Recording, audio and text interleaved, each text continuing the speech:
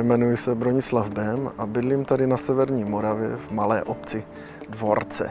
Již od roku 2015 jsem předsedou místní tělovýchovné jednoty Spartak Dvorce. Na našem pozemku v areálu fotbalového hřiště se nachází vysílač mobilního operátora. Na jehož provoz jsme měli dlouhodobě uzavřenou nájemní smlouvu. V minulém roce náš spolek uvažoval o nějaké perspektivní stavební investici a rozhodli jsme se rekonstruovat nevyužitou část tribuny za účelem vzniku nového ubytovacího zařízení s kapacitou cirka 6 lůžek. Někdy v té době nás oslovila společnost Telecom Infrastructure Partners s poměrně zajímavou nabídkou.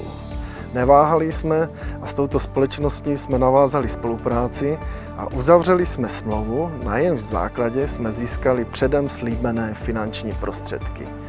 Finance jsme obratem použili na realizaci ubytovacího zařízení. Nyní stavební práce již probíhají a jejich dokončení je naplánováno na začátek roku 2024.